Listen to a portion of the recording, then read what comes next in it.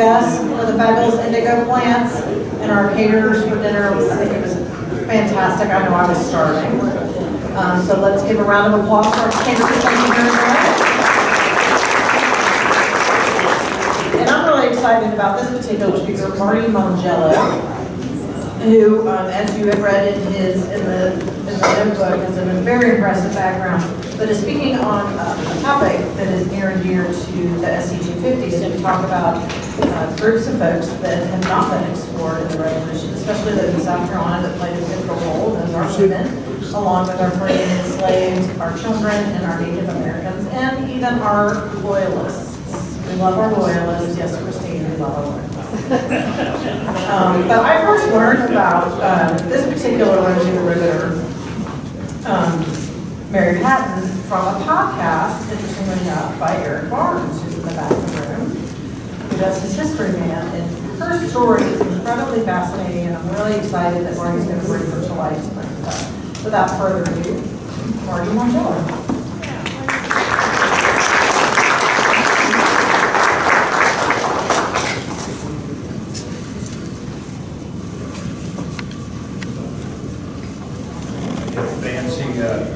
Slide advancer here. Well, thank you for having me.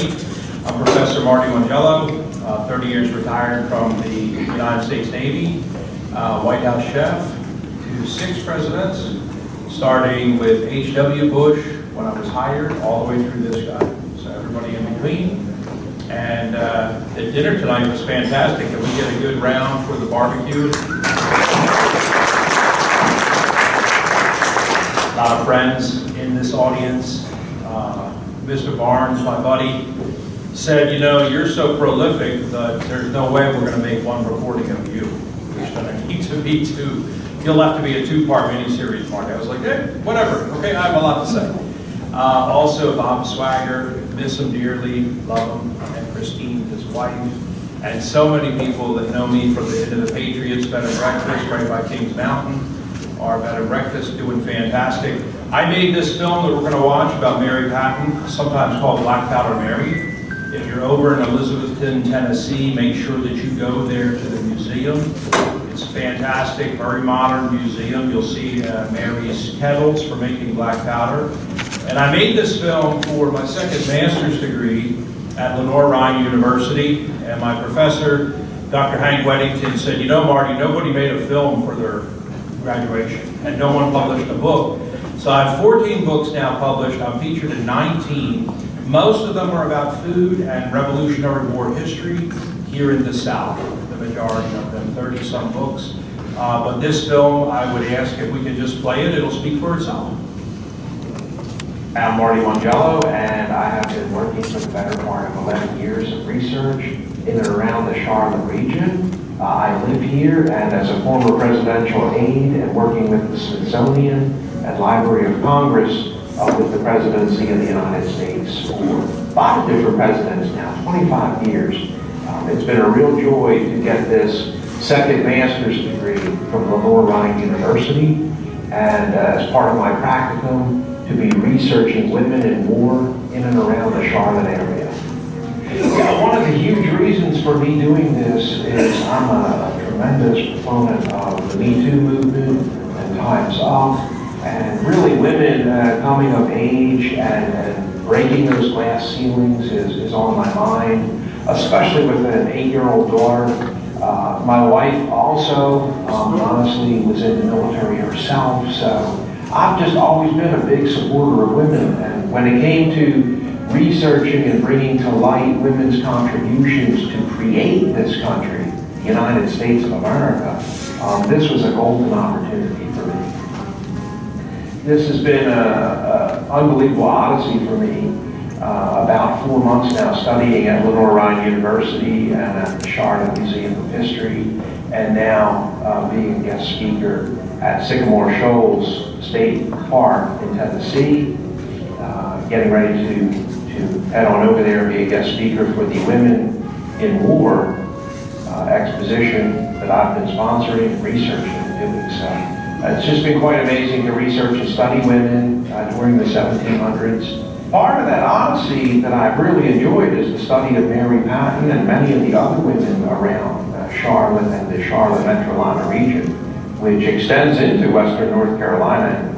This odyssey in publishing the book for Mary Patton has just been fantastic. She, of course, comes through Charlottetown and Charlottesburg, or if you just want to call it Charlotte many times, is a regular part of the society around here in selling her black powder. So people really do know Mary Patton.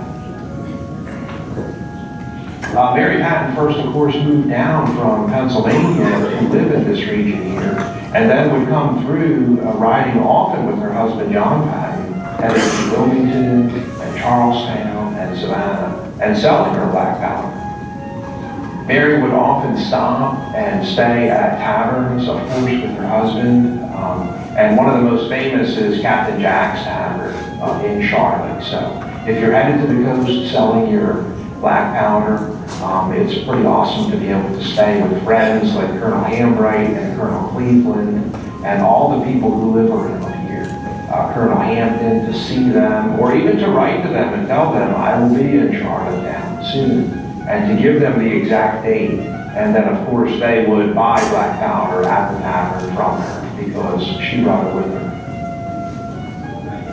The link with Captain Jack, of course, and Mary Patton as good friends is Captain Jack. Everybody knows they kind of ride around Charlotte and they see the massive $500,000 statue of Captain Jack up on his horse, riding with the Charlotte-Mecklenburg Declaration of Independence to Philadelphia.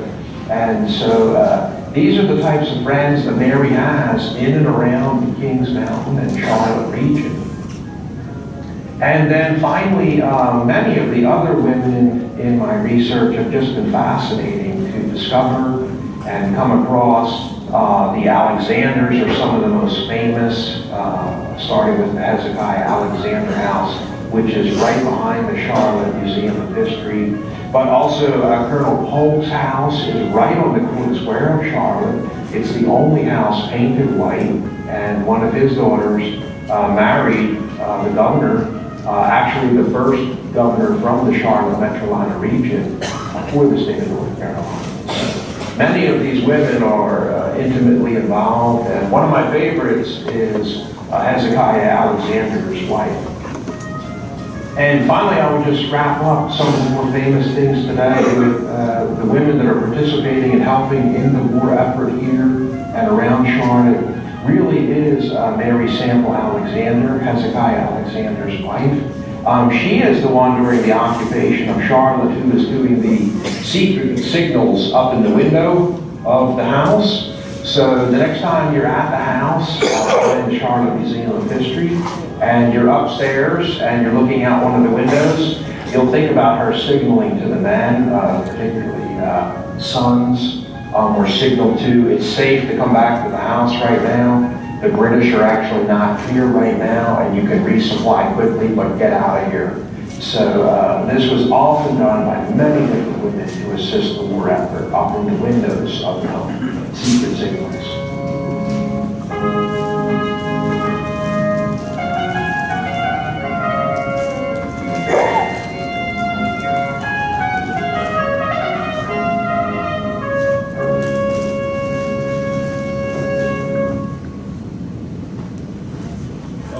On August 13th, 1955, a group... So studying these women led me to Mary Patton, and I'll ask for my first slide to go up, if she can switch it over. And this is where I come to find out that Mary was an expert black powder maker. And so everybody that lives around here knows the best powder you can get is really from Switzerland. And that's what you would like to buy anywhere that you live here in the South. Unfortunately, the British are not stupid. Years before this war began, they started to strangle the colonies, consolidate powder reserves, make it very difficult. They were not dumb. If you go back and start looking at least 2 years before, you'll start to see things that they do that constrain black powder and its availability and the supplies of it all throughout the colonies. And that's where also you see some of the laws that are passed. Dung from chicken dung, human dung, cow dung, any kind of fecal matter is against the law to get rid of or throw away. So you'll receive a pamphlet down here in the South. We get a 3-fold pamphlet, and you'll open it up, and it's instructions of where to turn in all fecal matter from your farm or your outhouses that you personally own that belongs to the king. And you'll see those wagons leave, heading up to the Philadelphia, where they're processing all that. Okay, it's literally that important. And why is it that important? Let me see if we can go to the next slide here. Yeah, thank you. It's important because you have this woman who is an expert STEM practitioner. So everybody's talking about STEM studies, and we want the young girls today to study in science and stuff like that, okay? This woman is an expert at making black powder and learned from her father in Scotland how to do this, and lives presently in Carlisle, Pennsylvania. And just a few months before she's convinced to move down to the South, she runs into a lady who was featured earlier in the film. You may have noticed the woman in front of the cannon. That becomes one of her friends who moves out of the Philadelphia over to Carlisle. And so Mary is convinced, you want to get out of Dodge. Get out of here. It's too difficult to live up here. And we've got a great spot for you down south, and you're just going to love it. And so she says, well, how would I make black powder then? Because there are a few critical ingredients, boil. And the family mentions to her, well, gosh, we have all the best ingredients in the world. She says, do you, boy? I'll be the judge of that then. Let me give you a little quiz. And they're having dinner with a cottage pie that night, still trying to convince her and her husband John to leave Pennsylvania and come down here and live in North Carolina. This is North Carolina, all the way to the Mississippi. Okay, the Tennessee does not exist yet. All right. So we'll go to the next slide and take a look at this journey. She does agree to come down to the Free State. And you guys probably know this is the Watauga Association, Jonesboro, North Carolina, now called Elizabethton, Tennessee. It's a free area at another point, okay? And I think everybody knows this region and area. But a couple of the critical ingredients that she's looking for. Naturally, she says, where am I going to get dung from? I need poo to make saltpeter. I have to make nitrate. And you know that they're collecting all of it, okay? So where are we going to get that from? I'm sure you don't have a lot of humans living down there that would be able to produce, or cattle that would be able to produce or match in the South what they have coming, the British, on ships. I'm pretty certain of it. And they tell her, don't worry about that. We've got a hidden weapon. She's like, okay, tell it to me then. They say we have caves that have 70 to 90,000 bats hanging in them. Okay, upside down when you go in. And we have them all marked on a secret map. Okay? She says, oh, that's cool. That's actually the best dung to use. And if they've been in there, then they probably have been pooping upside down for centuries. It's got to be thick, I bet you, boy. It is thick. It's shovel thick, pickaxe thick. It has been dropping for centuries. And if you read the newspapers in and around the Knoxville area today on Google, you'll easily see where they're going into those caves right now. And they mention in the newspaper, as little as a year ago, 74,000 bats counted in the ceiling. Okay, don't rustle around and make any quick movement, because you'll get at least 6 to 15,000 that'll be swirling all around you, okay? Mary gets that map. Poop solves one critical thing, and you can have poop, okay? You can have lots of it. But it doesn't mean that you know exactly how to soak it with water, and you're gonna run it in a stamp mill, which is a pile driver. You better be making sure that that black powder is wet, or you wanna do it in a grist. You better be making sure that you know what you're doing and that it's wet, because that's what they do. They wet it, they grind it, and then they dry it out, okay? And you might have heard many times or read in accounts like the powder mill blew up. We saw it. 14 miles over the horizon, it exploded. You could see the smoke up in the sky. That's what happened. That's what happened. It blew up. Okay? Because they did something by accident. Not a particularly fun job to do. And that's just one of the critical 3 ingredients. Okay? Do you have access to poop? Because the British have strangled all the poop out of the colonies and have control of it. And you can read as much as you want to read about General Greene and Washington complaining like this is a joke and this Congress is a bunch of clowns. If you think we're going to engage in this war more than 4 shots and we have to retire, this is a joke. And you're a joke. I'm giving up. I'm quitting. Okay? Read those accounts as many times as you want because they don't have black powder. General Washington at one point, at the beginning of the war, jets down to the Caribbean and steals a bunch of black powder.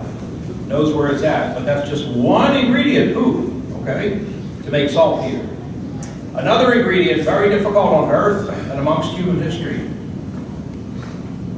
sulfur. Sulfur on Earth only comes from one place. Does anybody know where that place is on Earth? Not a volcano, good guess. Not France. Very friendly towards us. Who's watching Franklin on Apple TV? The only place you're going to get sulfur, Sicily.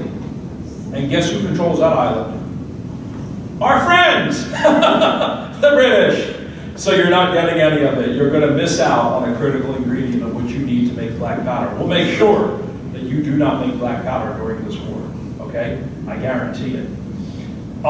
Secret sulfur deposits that they know of. Again, they have it all mapped out.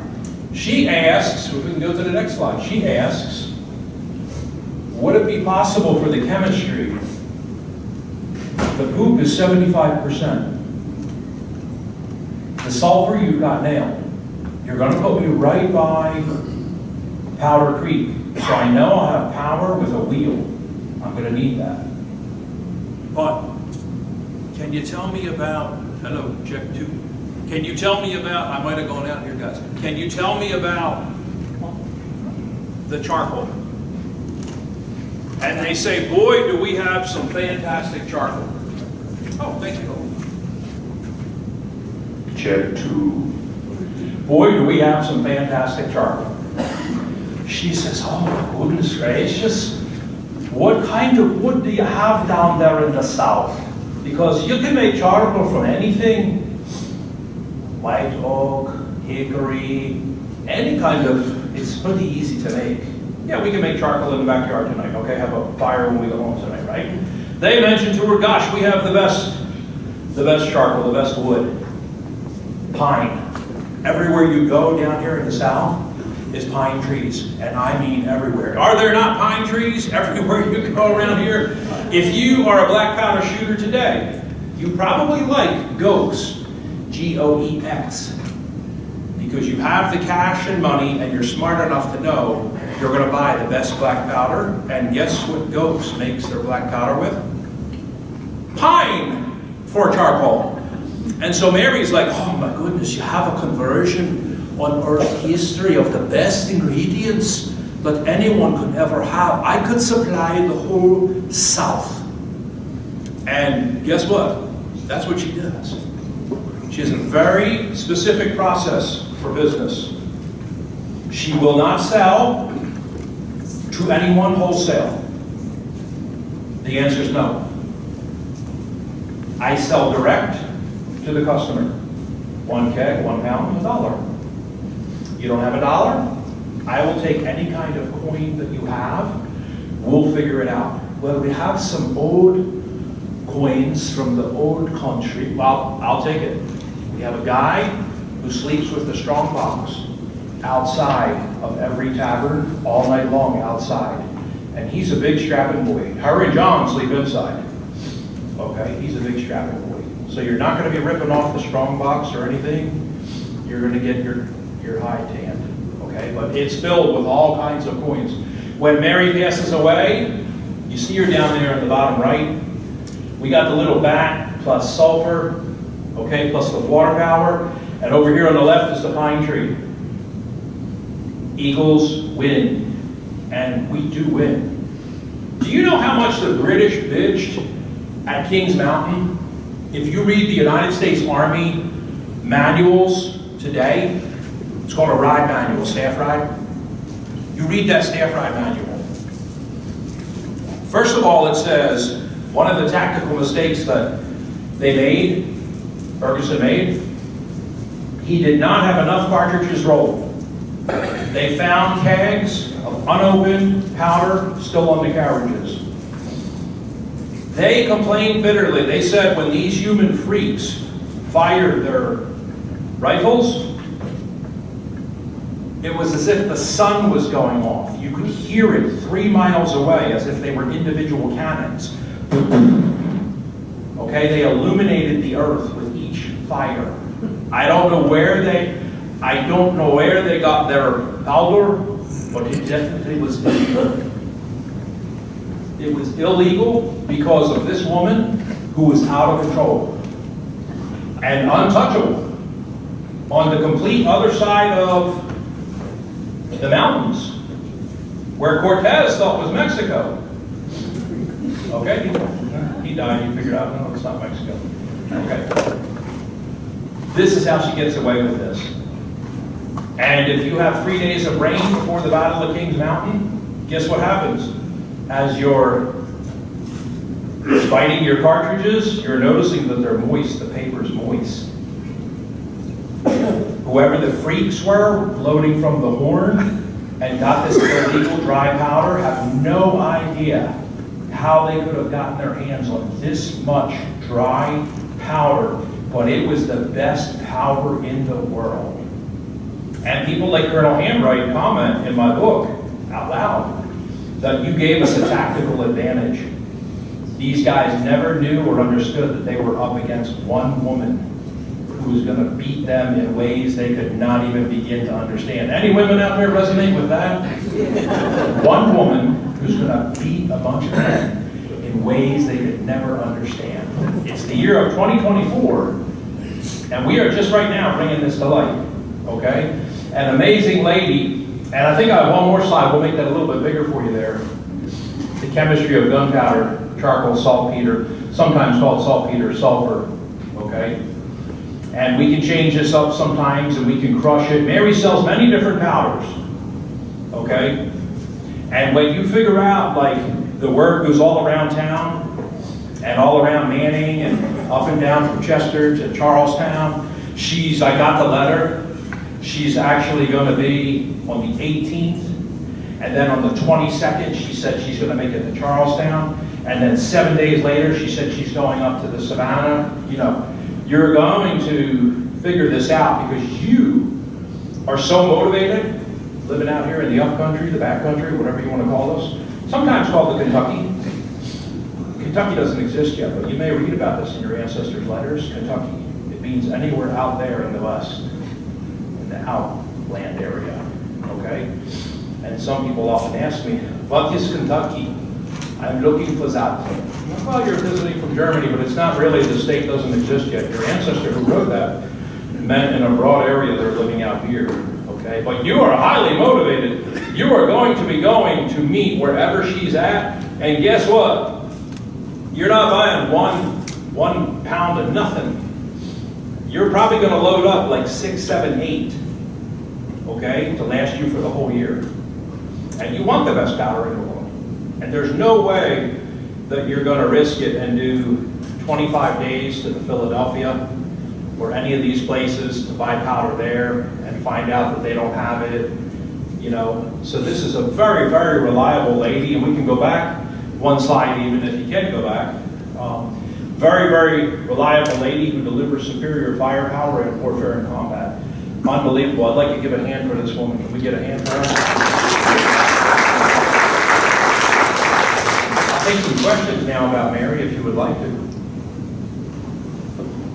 We've got a roving microphone here. What was her age when she was doing this? She starts learning very young, about 15 from her dad and living in Scotland, and then moves over and does this the rest of her entire life. And when she dies, she has about 4,300 acres, and is a massively rich woman. So to own 4,300 acres in what will become the Tennessee is incomprehensible for the day and period in time. And don't forget, as a woman, it's illegal to kind of sort of like own or control anything. Okay, and even when you get married, you know what the law says. You give up everything that you own, and if you work and you think it's cute and funny for a woman to work in society, on Friday when you come home with your check, by law, it's not a check, it's money. You have to give it to your husband. You're not allowed to have that. So she's pretty smart on what the laws are, but does this with her husband. John is a great guy. Yeah. Did she have to move around to stay protected or hidden? Did she have to move around to stay protected or hidden? No. Because she's so far out of reach, and Ferguson cannot go that far. He's too scared. He's never going to make it. Yes, ma'am? Do you know if the state park was damaged during the hurricane? Do I know if the state park was damaged during the hurricane? A little bit it was. Yeah. But they're back up and open. Yeah, go over there to Sycamore Shoals. Beautiful museum. I wish I was that good at designing a museum. They are unbelievable. Yes, sir. How long did the powder mill continue to operate, and did it go into the Civil War? How long did the powder mill continue to operate, and did it go into the Civil War? Awesome question.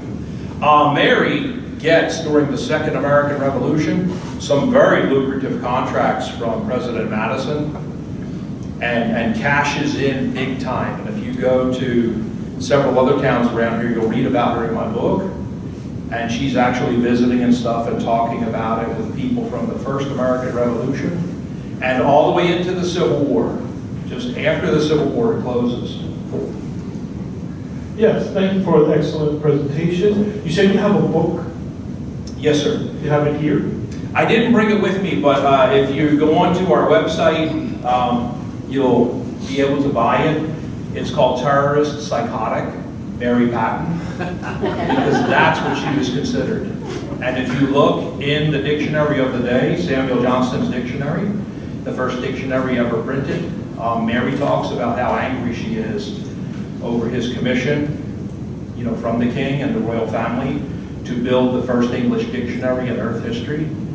And if she mentions the exact page, and you can go online today if you want to look at the first dictionary ever done for the English, because English is starting to kind of sort of form up. It's a pretty much of a stable language, and they kind of sort of feel like, hey, let's take 6 years and make a dictionary.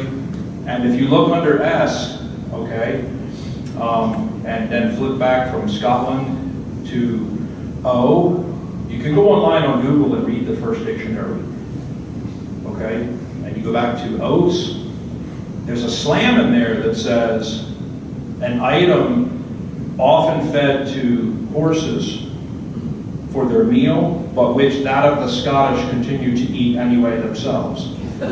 So it's a body slam against Scottish people from the English or Royal Commission to make the first English dictionary. And Mary mentions how pissed off she is about it in my book. Okay, because I make her talk. I went to the Thomas Wolfe Institute for Creative Nonfiction. So that's where you get to take characters like Colonel Hambright, you know, Colonel Cleveland, Colonel Hampton. You get to take all of them and make them come to life and talk out loud. So this is, did I answer that question? Yes. Okay, thank you. Were these named chemical elements in the late 1700s, or did they just mix things together? Were they named elements at that time? I don't think like the way that we know them today and they're categorized today. You got to repeat the question. The question was, were these specific elements named the way they are today? And the answer is no, they were not. Yeah, so sometimes it's really called niter, or poop, or dung, yeah, or saltpeter. But the categorization of how we know they're made up today, you know, is a little bit more advanced, obviously, 2024. Yes, sir. Is she mentioned in Eliot's Women of the Revolution? Is she mentioned in Eliot's Women of the Revolution? I don't know. I don't know, to tell you the truth. I've been working on her. I also recently worked on Susanna Twitty, a 17-year-old shero. We don't call them heroes anymore. We call them sheroes, American sheroes. And then brand new, we just had a commissioning and rollout ceremony for a black shero from Georgia who saved the first governor of Georgia's life. So we're working on these women. Well, the reason I ask is one of my ancestors, Martha Bratton, supposedly, there's lots of stories, but oral tradition is she blew up a stash there at what's called Brattonsville now. And I'm just wondering, since they were right in the area of the new acquisition district, I just wondered, did they get the power from? I'd be willing they knew each other. Everybody knows Mary around here and religiously wants to buy from her. And if they even get a sniff of where she's going to be and on what date, they will drop and stop everything they're doing and make the journey there. Yeah. You mentioned she was an especially rich woman. Did they have children who are their descendants in this area still? Ton of kids, and when I went to her gravesite for a ceremony and went to Sycamore Shoals as a guest speaker at the state park, met a lot of her ancestors. It was a very moving moment to be there at her gravesite with her headstone and stuff. And our website, all about her, is pretty big. It includes all Scottish cookery and History Man channels, interviews, and other interviews that we have done for different podcasts and shows. It's a pretty big website. And maybe some year, Carol will invite me to come back and we'll have a colonial cooking class on Saturday. Yeah. Make and eat a Scottish pie. I love eating history. As a White House chef, I love eating history. So, and I primarily focus on obscure colonial history. Okay. Have you been able to sort of guess how much you could make at a time? For example, like 10 kegs a month or 20 kegs a month or something? Could you estimate it? Well, you figure she only left with one wagon, and so how many 1 pound kegs could you fit in there? And we kind of guesstimated somewhere between 400 to 700 of those little kegs, plus a strong box and an armed guard who traveled with her and John. And they talk about like riding, you know, and how long it took and hitting holes, you know, and having to stop and change out cotter pins on their Conestoga wagon. They have one of the fancy wagons from Conestoga, Pennsylvania, you know, and of course the wheels come off. They have the oars. They know how to go across rivers. Today we just kind of go across rivers, I think, at high speed, doing 70 miles per hour. And you don't really think like how much of a gamble this is with you and your wife. Like, babe, we might need to sleep tonight and try this tomorrow. It's getting dark. And you know what, tomorrow, when you take the wheels off, like you were taught, because when, you know, one thing you don't want to do around here is I highly recommend do not go to used lots and buy anything. Okay? Because when they tell you, oh yeah, no. Bro, you're lying. I'm going to get the Carfax, okay? Go to Conestoga. When you buy, you will be invited back the next day to go through a whole class of how to take the wheels off, use the oars, and this thing is a boat, okay? Because when you get to the river, you are praying to God that when you've got your wife and all the kids in there and you push off, go! And you push off, that current, paddle, no! And you maniacally, guess what? If the road, the other side of the road, it's not like a bridge. It's the other side of the road where you're targeting, it's down there. That's where the other side of the road is. And you had best sweet pray that you hit your target. Because if you don't, and you're 2.5 miles down, guess what's all in front of you? Forestry and trees that have been growing for 400 years. Now it's going to take another 5 to 9 days with the horses to drag this thing up 2.5 miles to where the road is. I want you to think about that the next time you go across a bridge at high speed doing 70, how hard this was to ride around in this carriage and deliver, and we can go backward to a slide if you don't mind, to deliver this powder, to ride around anywhere around here, to go to Charlestown from Charlottesburg, or to ride around anywhere. How many rivers do we drive across? Every day and night. Yes? I was just wondering if you think that E.I. DuPont actually stole her formulation. DuPont, yeah. Hard to tell. A lot of stuff has been stolen, and I think J.P. Morgan purposely shorted Tesla a number of times on the money, and he flat out told, you're only giving me 100 grand, and this is not enough, that I'm just going to be able to hold on for maybe 2 more years with all my patents, and Marconi has already ripped off 13 of my patents with this telegraph, and, you know, yeah, those are the oldest tricks in the book. You rip people off, stunt their growth, and somehow come out smelling like a rose. Next question. Yes, sir.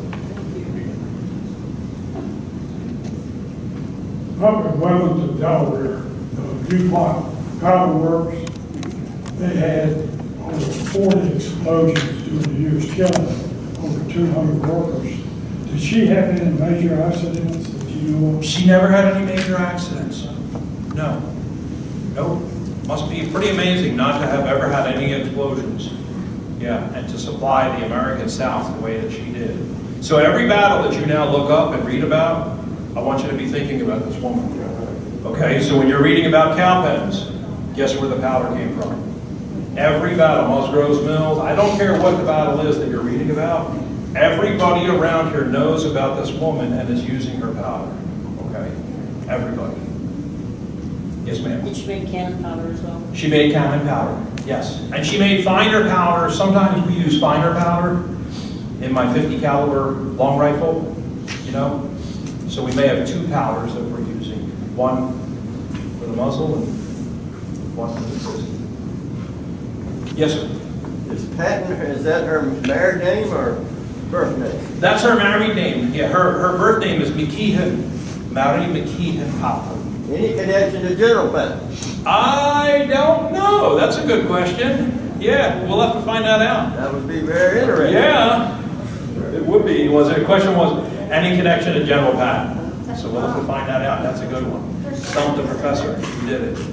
You get 10 bucks. Anybody else? Yes, sir.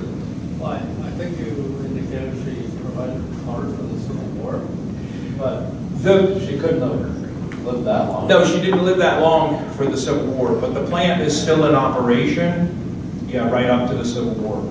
And of course, kids are running it at this point, and grandchildren are running it, yeah. Anybody else?